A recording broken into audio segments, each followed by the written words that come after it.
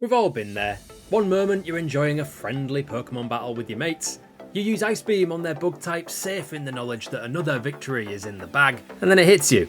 That wasn't super effective. And so a type matchup you've sworn by since the day you picked up Pokemon Red turns out to be completely wrong, and the world is never the same again. Pokemon trainers young and old seem to be particularly easy targets for the strange psychological phenomenon, the Mandela Effect. An odd affectation that occurs when our distorted childhood memories are completely taken as unquestionable fact, only to turn out to be patently and unarguably false. From mixing your type matchups to completely inventing game features, here are the best, and for the Pokémon Masters among you, hilariously embarrassing examples. First up, as we said, bug type is not weak to ice type. Yep, the worst type just got even worse if you've been believing this one. This was probably the most common misconception among old school trainers who grew up during the red and blue era. And to be fair, a lot of bug types have a second typing like grass or flying, which are weak to ice, so we're not completely wrong, alright?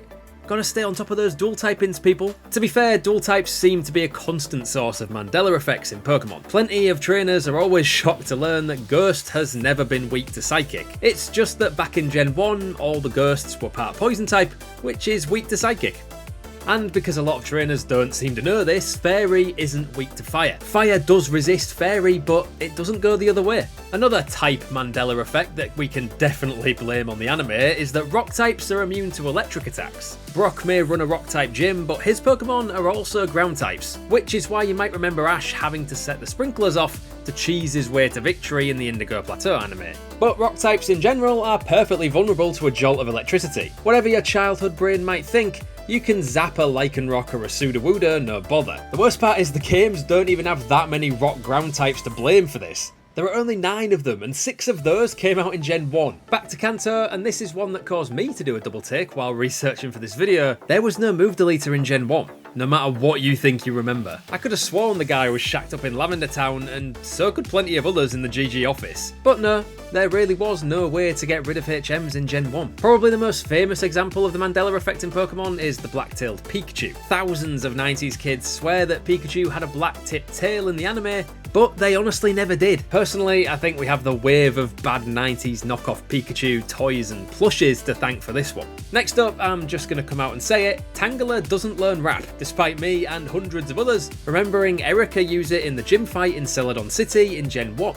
But it does learn Bind and Constrict. Another common Mandela effect is the idea that Psyduck and Golduck are part Psychic types, but we're willing to let that one slide since, really, they should be. And for those who yearn for the days of Gen 2 and Johto, a lot of trainers still think Lugia was a water type. No, the Guardian of the Sea is a Psychic flying type, like all logic dictates it should be.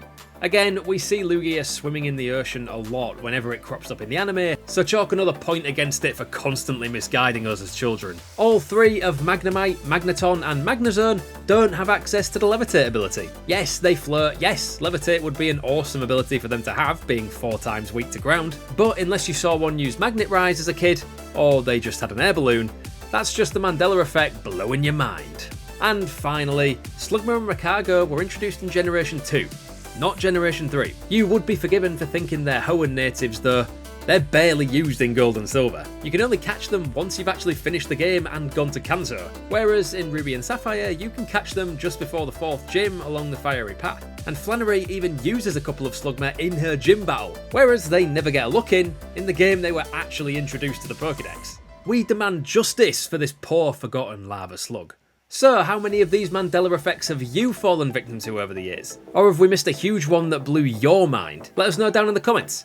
Drop this video a like if you think Slugma deserves more love, and subscribe for more Pokemon and gaming videos like this.